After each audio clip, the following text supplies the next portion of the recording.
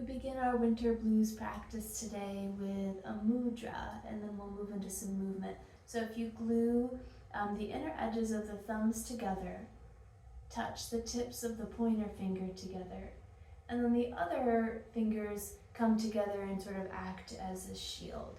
So up close it looks a little bit like this. Bring it right in front of heart center. This is Tejas Mudra. Just imagine, just like if you had a candle here right in the middle between your two pointer fingers, and you shield the candle from the wind to keep it burning bright. Tejas Mudra is a divine light gesture sitting right at the front of the heart, guarding the light of the heart so it burns brightly.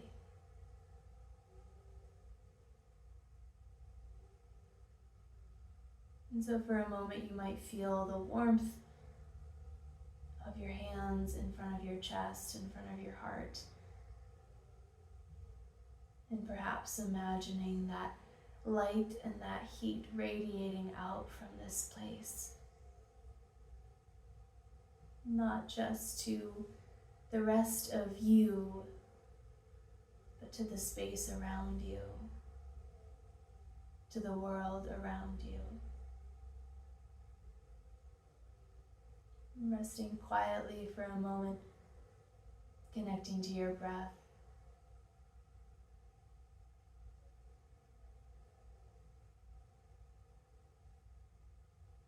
And then releasing the mudra. Of course, finding a sun salutation for our winter blues practice. The fingertips are out on either side of you. Inhale, the arms float up, palms facing up. The gaze floats up as well, and then exhale the arms slowly back down.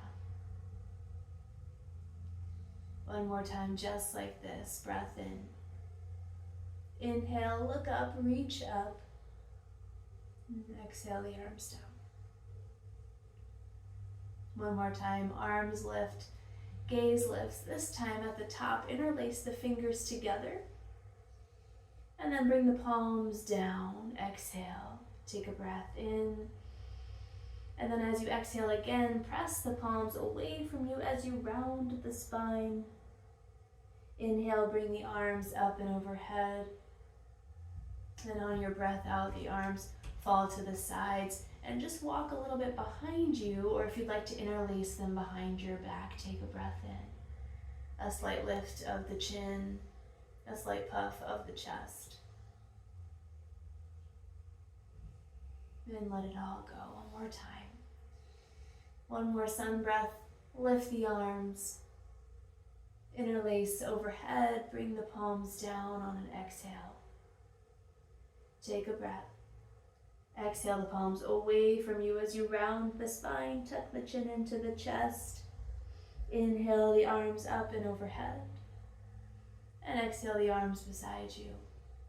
Walk them to the back. Take a breath in, reach wide across the collarbones. And then let the posture go as the breath goes.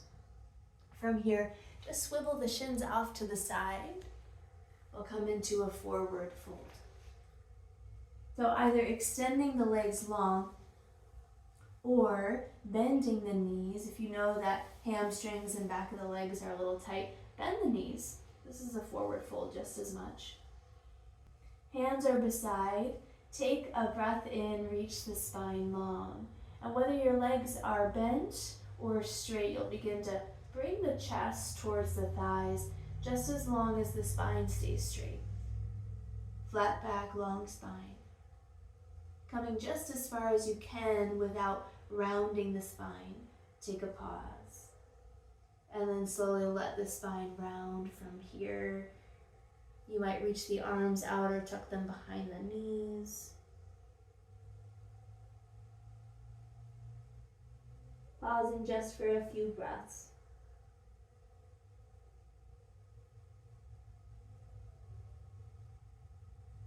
Staying as long as you'd like. And then lifting the gaze, coming back to a flat back, and then walking the hands back to the hips. From here, we'll lay down. We'll do something very similar, but this time on the ground. And so inhaling, one knee into the chest, the other leg can reach long. Hands come to the back of the knee. And then from here you might take a circle or two just before working to extend the leg straight, reaching out through the heel. Press the sole of the foot to the sky. Take a breath. And then from here, a circle of the ankle. And remember, the goal is not to necessarily have a fully straight and extended leg. If the leg is here, it's just as well. Letting some of the lymph from the feet, the ankles, the legs, giving it a chance to flow back to the torso with ease. Once you feel like you got into all the crooks and crevices of the ankle and the back of the leg, bend that knee back into the chest. Squeeze it in. And then trade knees. Left knee comes into the chest. First, a little circle for the hip.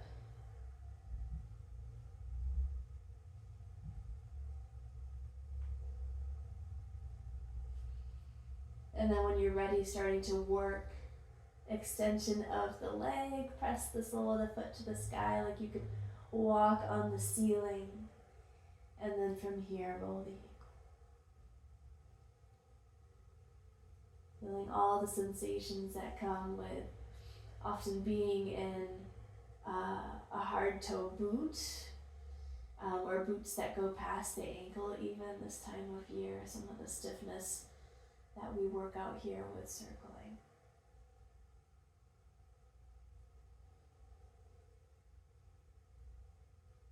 And when you feel complete here, take your time, bring that knee back into the chest. And then bend both knees in. You might come up for a little curl just for a minute and rock side to side.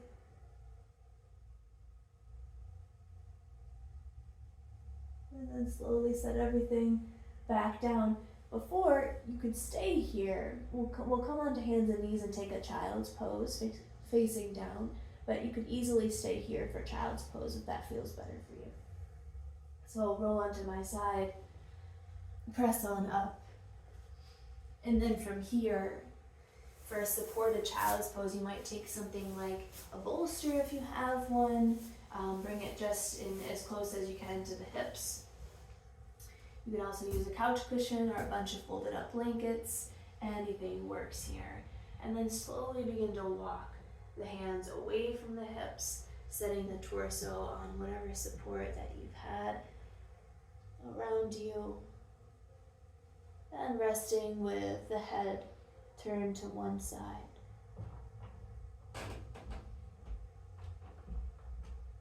Take a few breaths. Relax, release.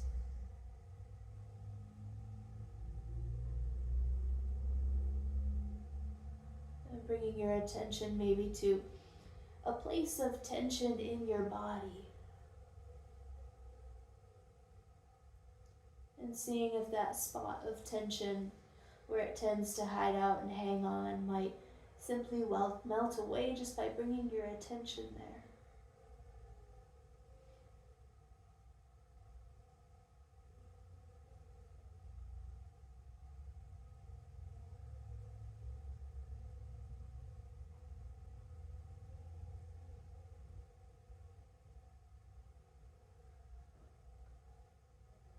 When you're ready to release, walk the hands back up. Push away anything that you don't need in terms of supports. And then hands and knees. We'll just take a few hip circles here. Cat and cow is welcome as well. Take what you feel you need.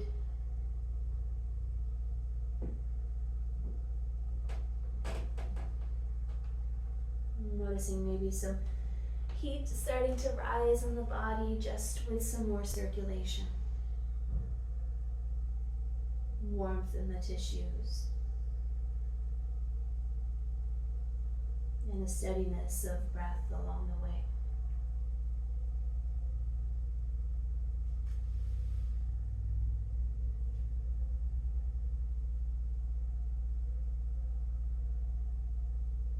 And then you might find a hybrid between the circling and cat-cow, and something that's just more what we call undulating in yoga. Just getting into some crooks and crevices of the spine with some organic movement.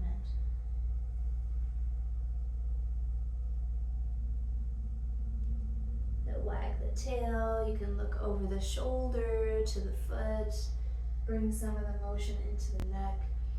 Take what you feel you need, what might feel good. And then from here, tuck the toes.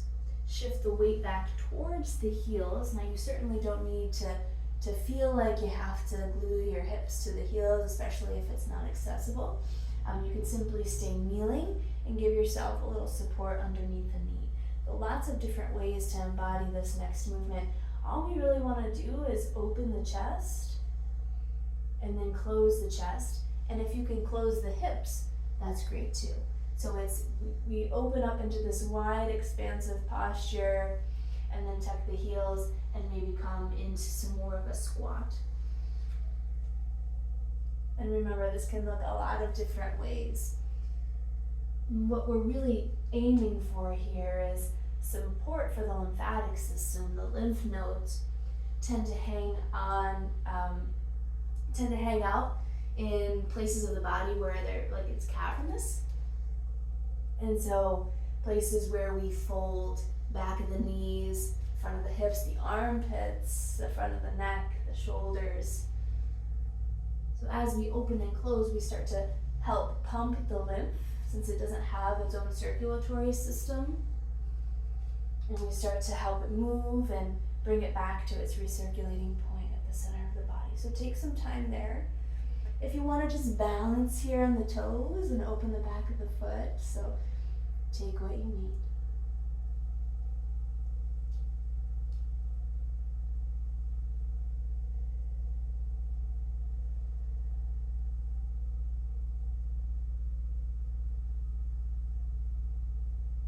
And then from here, morphing into a reach of any sort. It doesn't have to be in any one direction. Reaching out, reaching up, reaching down.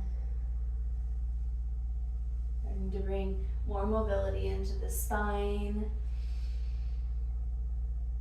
Your movement probably doesn't have a name. It certainly doesn't need to. Just keep reaching in different directions.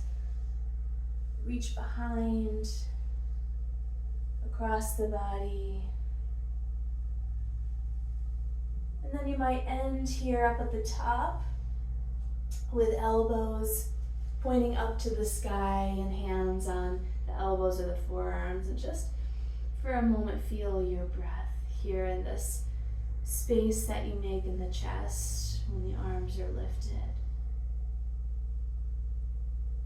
And if altogether that's too much sensation, you might interlace the fingers and bring them behind the head instead. Find what feels comfortable for your shoulder. And you can hold steady or find a little dynamic motion. You might, for a moment, cradle your head in your hands like sitting in a hammock. And see how that feels.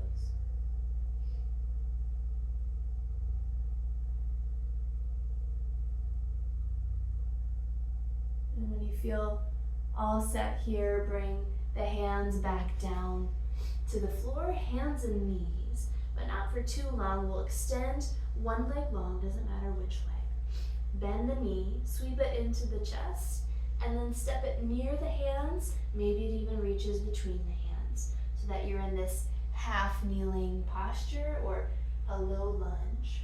I always reach for my blocks here because they're good extensions for my arms and give me a little more lift and support. So Ardha Hanumanasana is a simple shifting of the hips back and forth in a half split. And it looks lots of different ways. It might be more subtle, there might not be so much range.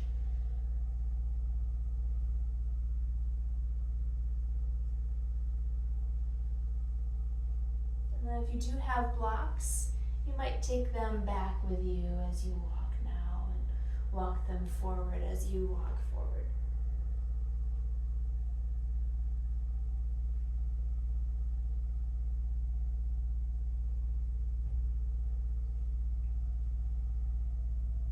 This time as you walk onto the heel, or the next time you walk onto the heel, spread your toes.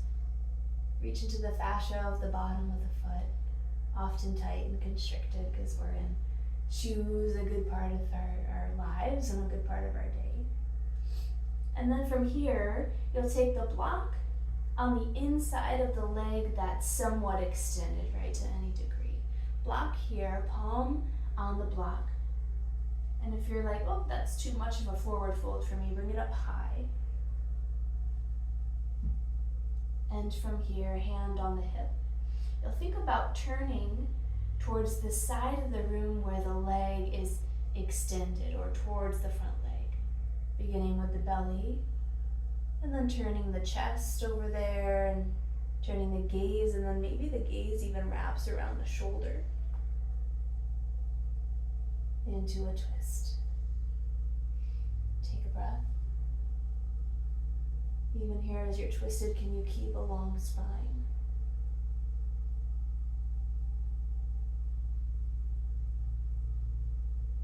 And then to exit the twist, leave on an exhale if you can, and then start to shine the heart back to the ground. Take both blocks, walk them forward.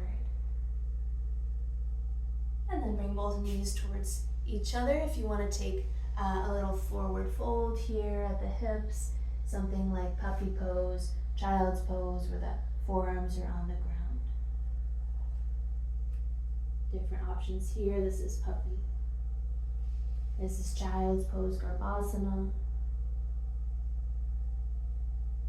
But find just a moment of pause, a moment of rest, a second to integrate.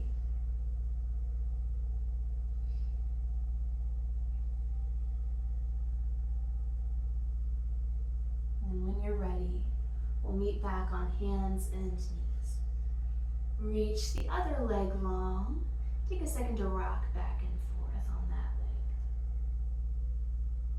leg. Reaching into the muscle of the calf, the back of the leg, the fascia on the back side of the body.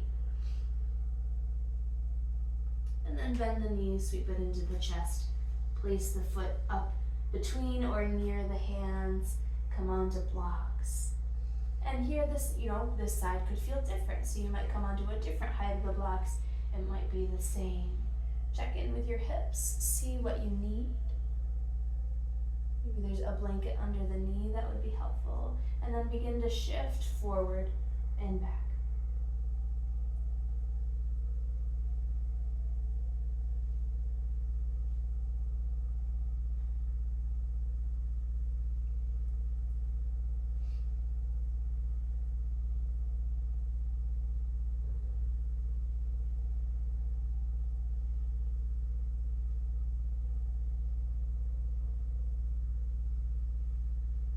Watching sensations appear as you move, just noticing, not making anything of them necessarily. Feel the mobility increase in all joints of the body just by bringing a little motion.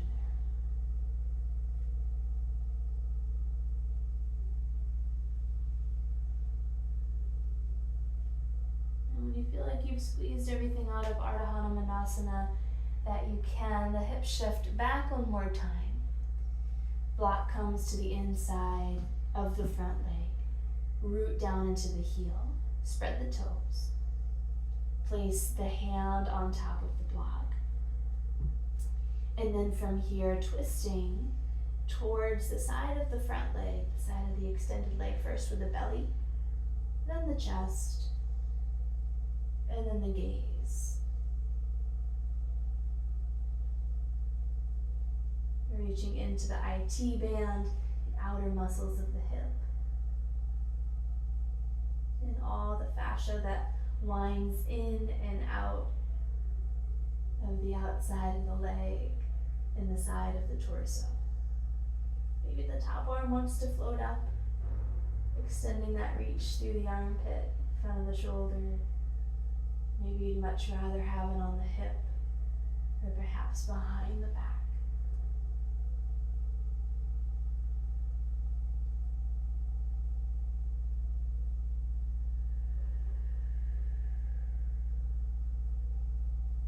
Breathing through your twist, maybe enjoying the twist, maybe it's more of a challenge. Reaching out the top of the head, perhaps twisting just a bit more before releasing, unwinding, unravel. Shift the weight back into the front foot again. And then from here, stay with blocks. It'll be helpful for the next thing. Curl the back toes under. Lift the back knee, and then if you can certainly stay here in a lifted lunge, or if you'd like to lift both arms to the sky, maybe they come to the hip. Keep the back heel lifted right onto the ball and foot. And then from here, reaching behind you, either with a strap or keeping the hands on the hips, interlace the fingers together maybe, and then open through the chest for an exalted warrior. A small back bend as it feels right. And then reaching hands back down to blocks. And doing a bit of a pivot on the feet here. So you're noticing that I'm starting to walk over to the open side, the side where the knee is bent. And I'm going to pivot just on my knee and my heel. You could certainly pick everything up if that's more comfortable. And then I'm going to extend what was my front knee out to the side. Blocks usually fall away at this point, but feel free to use them if you need. Press into the pinky toe of the extended leg. Keep a little bend in the knee. Take a breath in. And then plant the hand of the left arm on the ground. And then we'll begin to twist here. Take a breath in, opening to the side of the extended leg. Arm comes up. And then exhale, tuck the arm between the hand and the knee to thread the needle. The arm can come down to any extent. Inhale, reach. And take a little flow out of a twist and into a twist.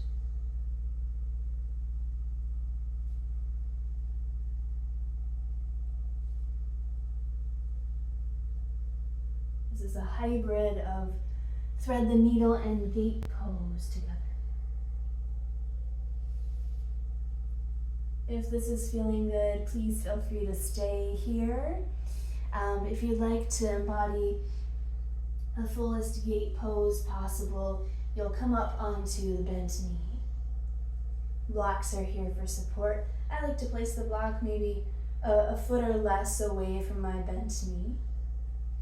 And this block here can come to the inside of the ankle. Take a breath, arms come out to the side, reaching up and overhead. And then reaching one arm down to come onto the side of the bent knee. Inhale and exhale, reach over to that side. Feel the length from your pinky toe all the way to your pinky finger.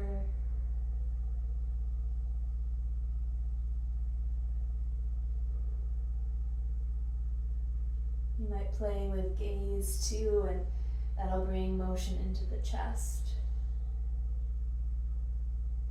So take what you need. When you're ready, cartwheel or rainbow the hands over to the other block, pressing in to the foot in the block for support.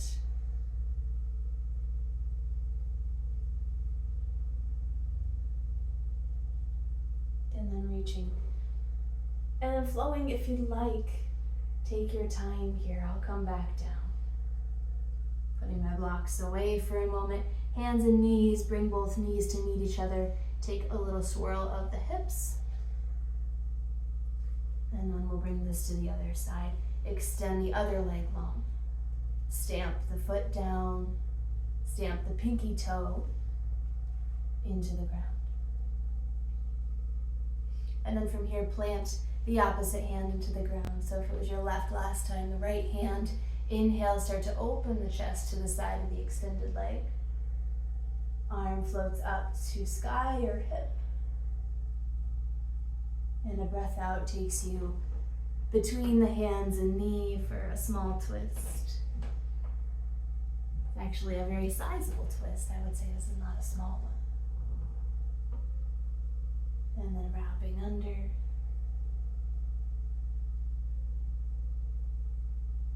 Pausing where it feels sweet.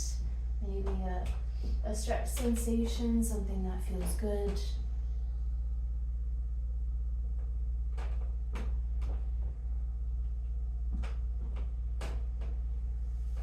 When you're ready to return to hands and knees, please do.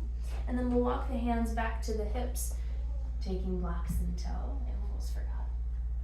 Placing a block to the outside of the bent knee, and then a block to the inside of the other ankle. Getting ready for a gate pose on this side. Arms come out to the side, up and overhead to any extent. And then letting one arm fall down to the block. Inhale, reach. Find a long line on this side of the body to reach and feel into. Always an option to move your gaze or your drishti anywhere you like for more movement.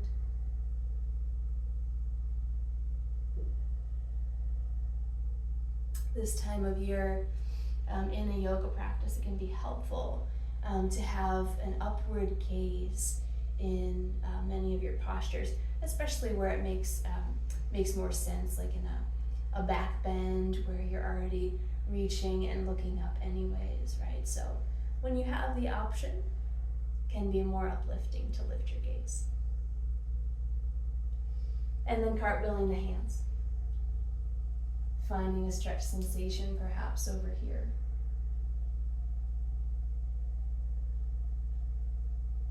And breathe as if you could breathe into this side of the body. I argue that we can, but the lungs are symmetrical and bilateral, so.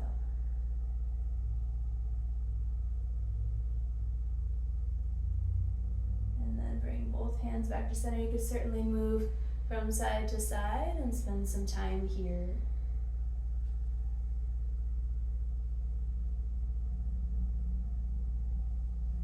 And then eventually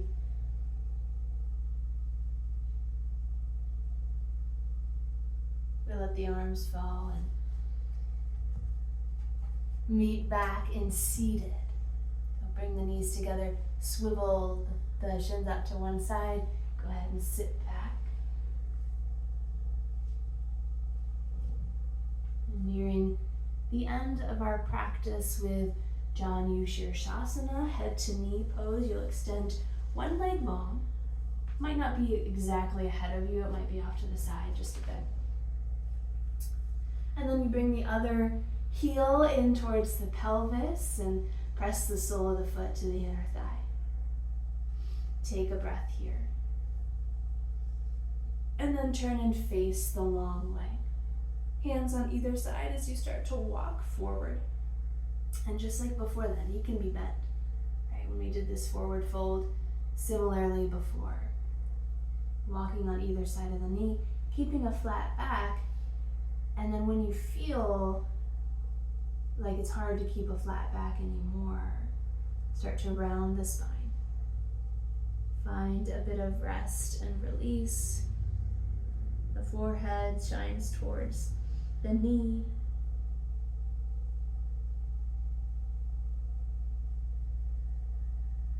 And of course, there's an invitation here to breathe into the back body.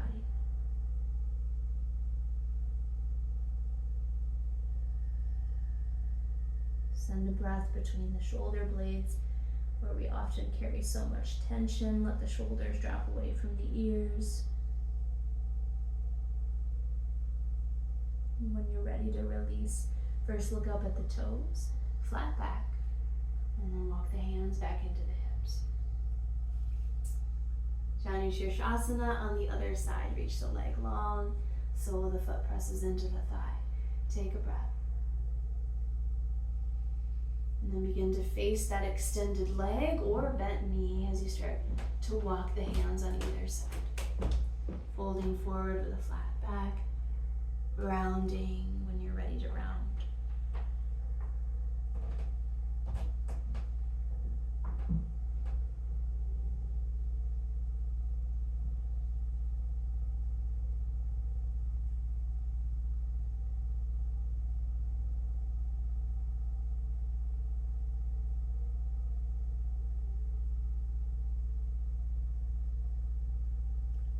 Forward folds are particularly soothing and grounding for the nervous system. So anytime this season where you feel like you just need a bit of regulation back to the nervous system, a leveling out, a return back to baseline, a forward fold is always a good choice.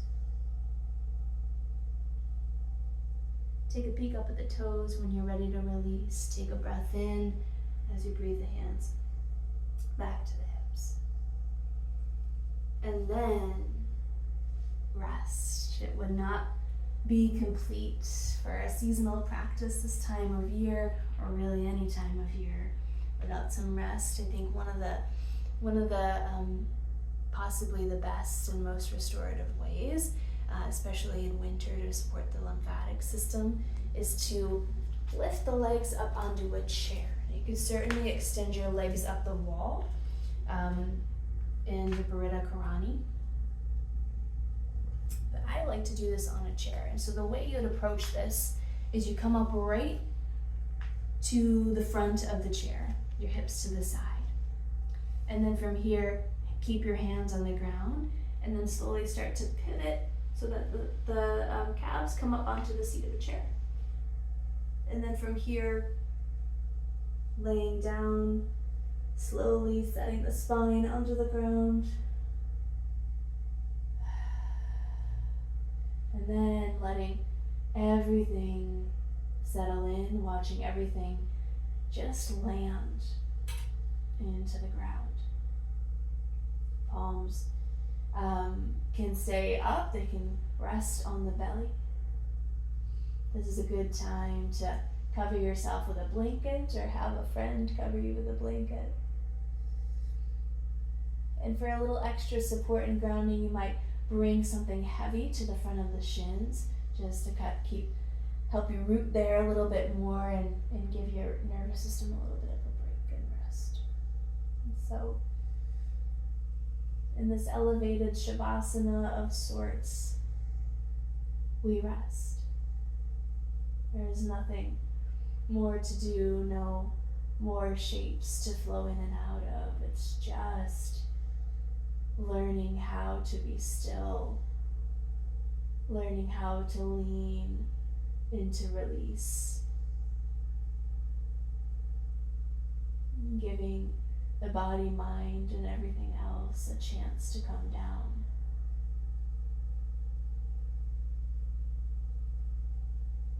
Attention comes back to the breath if it's left.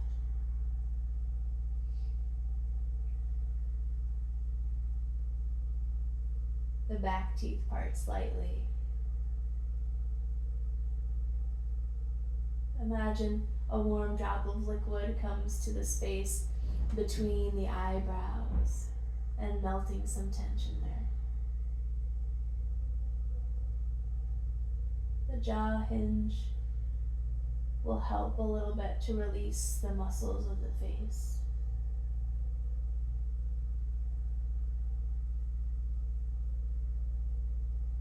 Nothing more to do, no place to be. Just rest. And I'll leave you here, but stay as long as you like.